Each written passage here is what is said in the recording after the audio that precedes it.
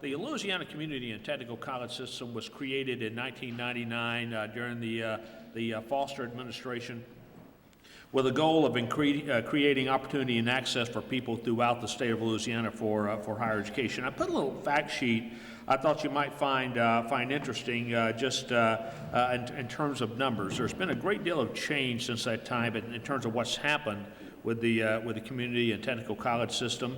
At that time, there were about 42 separately operated technical colleges in the state. And at the time of the creation, there were 3 community colleges, of which they added 6 more during the Foster administration. Today, we have 14 colleges, and I'll talk about some legislation that we're looking at supporting this time that will take that number down to 13. But this past year served 75,000 people in the fall semester. Over the course of a year, 110,000 different individuals have been enrolled at the college. And I just wanted to share just also a couple of other facts with you that, as you see there, a few of note. We have really specialized in awarding certificates that are less than 1 year in length. We do a lot with the oil and gas industry. We do a lot with shipbuilding, a great deal with the folks working in the Gulf of Mexico. And this past year, South Central Louisiana Technical College led the nation in the most certificates produced by any college or university in the state. And you see there we had 10 in the top 100, which is pretty phenomenal given the fact that we probably represent 1% of all higher education enrollment, and yet have roughly 10% of the top 100 certificate producers. We've also, for several years running, had the fastest growing college in the nation, and including over the last several years, Bossier Parish Community College, River Parishes Community College, Delgado, and this past year, Louisiana Delta Community College as the nation's fastest growing institution. And I think that's really a response to what we're doing with programs and aligning it to meet the need. And it also relates to something else. And many of you've seen some stories here recently that have run about the fact that associate degree graduates today in Louisiana are out earning baccalaureate degrees. And that's been a real surprise to a lot of people. In fact, it was such a surprise to several researchers. They started looking around the country, and what they discovered was that this is just not a Louisiana trend. It's a trend of every state that they've looked at over the last several years. And it really reflects something fundamental that's taken place in the economy. And that really is a supply and demand issue. And we've seen at this time, as the economic numbers have started to rise in the overall economy where jobs are coming back, it tends to be in a lot of areas, as we've seen the transition for technicians, people that require very specialized skills in a whole variety of areas. And what's really happened statewide and nationally is that today, for about every professional degree, it takes 3 to 4 individuals with some type of technical education training to be able to support those. Now, the most obvious place that we look is the hospitals. When you walk into the hospital, somebody greets you as you check in, and more than likely that they went to one of our 2-year colleges. The person that weighs you, checks your blood pressure, went to one of our 2-year colleges in the state. The person that will draw blood and run the lab tests went to one of our 2-year colleges. And you start looking at that in every field, from accounting to engineering and others, you realize that that what we've seen is a fundamental change in the workforce. When I was graduating from high school in the early 1970s, about 75% of all middle-class jobs could be achieved with no more than a high school diploma. Now, that number has dropped below 40% and is dropping fast. And what we've seen is, in many cases, 1 year, 2 years of education have really replaced the high school diploma as the primary entry into work. And those are what's really shaping the economy here in Louisiana as well, as more and more with new industries coming into the state, demand is going up, and increasingly people are looking for folks with specialized background and skills in order to meet the need. We've seen several shifts. You know, when I always kind of share a bit when I was growing up, I had a mother that encouraged me to go to college. In fact, she didn't just encourage, I knew I was going to college. There wasn't any question about that. But I also knew what she meant. She meant to go and get a 4-year degree. And if you got that, things would work out good for you in life. Well, it did pretty well. I mean, she was right. But today, what we find is that's not the only route to success. And increasingly, what we're seeing is that business and industry are looking for multiple skills and very different type of people. And one of the challenges that we face as a state, when Governor Mike Foster created the community college system, he realized that we weren't producing enough technicians. In fact, we were dead last in the nation in associate degree production, 50 out of 50th, and wanted to see that number grow.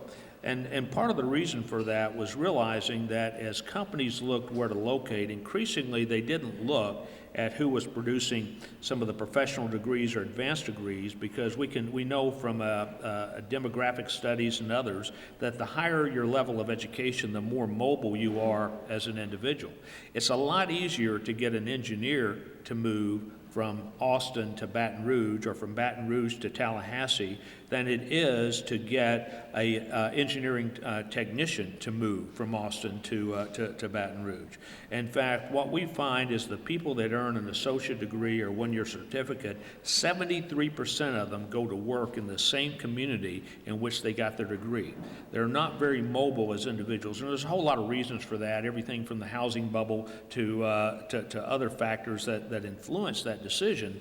But it's an important one as we look at how we grow community and technical colleges around the state. When we went back and began looking at some of the gaps that we exist, there are really gaps at multiple levels in terms of higher education. We went back and looked at every high school graduate, every 18-year-old in the year 2008. And we found out some interesting things about that population. One, of that population, 26% graduated from high school and moved on to a 4-year college or university, started their career. About 16% graduated from high school and started at a 2-year college or university. 22% graduated from high school and went right into the workforce or went into the military, but something right out of high school. And 36% did not graduate from high school and did not get a GED. That's the big challenge that we have. Then we projected out and said, okay, what's going to be the demand for people as we look down the road? And what we saw was that while we're producing 26% of our folks started in baccalaureate programs, the job demand was going to be for about 29%. In fact, we're going to be short of the of 4-year degrees, particularly in certain specialized areas. While we're 16% started at 2-year college, demand is for 48% with some type of technical skill that's out there. We're way short in that group. The percent that are only leave with a high school diploma, it actually matches perfectly with what the demands are. 22% go to work after high school, 22% of the jobs will require that. The real problem, of course, is that the fact that 36% have no high school diploma and no GED, and only 1% of the jobs are available for that population. That group really has few options. The number one job with no high school diploma today in Louisiana is ticket taker. At a sporting event or some type of music event or some other festivities in the state, and that's pretty hard to build a career off of that. In fact, of that population, when you look at people that do not have a high school diploma, don't have a GED, there's 600,000 of them in the state. Of that group, 60% didn't work yesterday, they're not working today, and they won't work tomorrow. They're basically offline out of the workforce. So what we've been focusing on is how we can bring these programs and services to people throughout the state. As we've dealt with the tightening budget, it's had some really profound impact on us as we've tried to deal with this, because at the same time that we're seeing increased demand, particularly for people in technical fields, associate degrees and certificates, we're seeing that dollars from the state are drying up, and at the same time that tuition cost is going up to offset those dollars to make it all work. And a lot of people don't understand about higher education, whether it be 2-year colleges or 4-year colleges, is that where you get your money is often not the same place that you spend your money.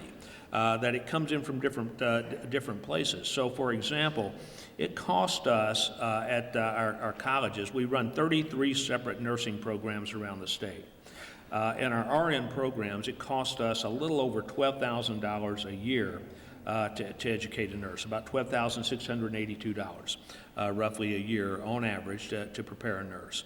The revenue that we get from the state is just a little over $3,800, and the money we get from tuition is about $3,400 for that. We end up collecting about $7,100 in tuition and fees. This leaves us, when we do the math on it, on average, a shortfall of $5,560 to cover the cost of educating a nurse for 1 year. So we've got a gap there. So and that gap exists just about in every system of higher education. Anyone in higher ed looked at that and said, sure, that's the way it works. We have some programs that we make a little more on, and some we lose. So where do we make the money? We run in our liberal arts programs. Right now, the cost for those programs are about $4,300 each for the equivalent of a person for 1 year. Our revenue is a little over $3,700 each. So we actually make, every time we enroll somebody in an English, history, math, any arts and sciences, about $350. So it takes 16 of those individuals to pay for one nurse in order to cover the cost. That's the ratio at which we operate today. That's a little higher than most places, and it's a great deal higher than what it was just a few years ago here in Louisiana, where as recently as 2009 and 2008, it was about 4 to 1. So we've seen those numbers shift fairly dramatically. This is why when we start looking now, where if I were to take 2009 as a benchmark year, look from there backwards, what I see is that from 2009, as far back as you can go, that 73% of the community and technical colleges budget came from the state of Louisiana, came from state dollars. 27% came from tuition and fees. This year, 56% is coming from tuition and fees, and 44% is coming from the state. And as we look at the proposed budget, it will drop down to about 38% coming from the state for the upcoming year. So what we've seen is a pretty massive shift between state dollars and tuition and fees in order to meet the needs. And despite that, we've seen a great deal of growth at our college. But I mention that because there's some legislation coming up this time that we're going to be paying attention to as it relates to tuition and fees. We don't think that's the long-term complete answer for the state, but we do think that there needs to be greater flexibility and understanding that as tuition and fees becomes the primary funder of higher education, in reality, that makes the federal government the primary funder of higher education, because most students get Pell Grants. And when we look at where the bulk of the dollars that are coming forward from today to pay for tuition and fees is primarily funded by Pell Grant. So Pell Grant has actually become the largest single source of funds and funding our community and technical colleges in the state, as we serve a needier population than most institutions. Many of our students come with a background of having come from a poor economic status, so they come in with high financial need, and that has become the driver as we look down the road. So while we're very interested in making sure that we have the flexibility, that we're able to control tuition and fees, we're also mindful that that's not going to be the sole answer long term for community and technical colleges. I also mentioned when we talk about the funding structure, and I mentioned how the expensive nursing programs and arts and sciences. This has created kind of an unusual circumstance in the state, is that our community colleges had been better able to adapt to that model and have technical colleges. Technical colleges have all the high-cost programs like nursing, process technology, instrumentation, non-destructive testing, even things like commercial driver's license, welding, and others are relatively high-cost programs, but they don't have the arts and sciences to offset the cost. So imagine a business model where you had all the costs, you were losing money every time you enrolled students, and you had no low-cost venue to offset that. That's why we started about 2 years ago the process of merging technical colleges with our community colleges. This year, we're proposing the merger of Capital Area Technical College here in Baton Rouge, as well as in West Baton Rouge Parish and Iberville Parish, Point Capee, and elsewhere, into a single institution serving this region of the state. This will enable us to expand access for people wanting two-year degrees by offering transfer associate degrees in those communities, and at the same time create a financial structure that puts us in a better position to fund our technical programs around the state. So Senator Von Dorsey filed the Senate Bill 45, I believe. Somebody nod, yes. Senate Bill 45 has already been filed that will recommend the merger of Capital Area Technical College with Baton Rouge Community College that will in fact create the second largest two-year college in the state serving this broad region. The other challenge that we continue to have is one where most of the facilities that exist in the state were built for our technical colleges in the 1960s and 70s. They were designed for a very different technology when most of these were built. Frankly, we've got, you'll notice on this sheet here that we have at Delgado the nation's sixth largest nursing program. Sixth largest nursing program in facilities with no hot water, no water fountains, really designed with the idea of a very different era and in terms of what the needs are, and yet it's one of the most important programs, whether it be two-year, four-year college, not only in the state but in the nation in terms of meeting healthcare needs. We've been in the process, as we just announced the groundbreaking at River Parishes Community College, of looking at how to build the types of facilities that really reflect today's jobs. And we've noted that each time we open a new facility, enrollment at that site jumps about 30%, 30 to 33%, and becomes sustainable over time. That's really because people seek with a greater clarity of the types of programs that are available in the role of mission that we're about. We're just wrapping up a bill that passed in 2007, Senate Bill 337, which became Act 391, which allowed us to build 24 separate projects around the state. Virtually all of them aligned around workforce and career and education, technical education programs. We're coming back this year to the legislature with another bill that once again will have the same author. Senator Robert Adley will be carrying the bill, that will also recommend the funding of 24 brand new projects. Again, virtually all of them aligned around workforce and career and technical education in the state. And this time we're requesting $245 million will be the total package.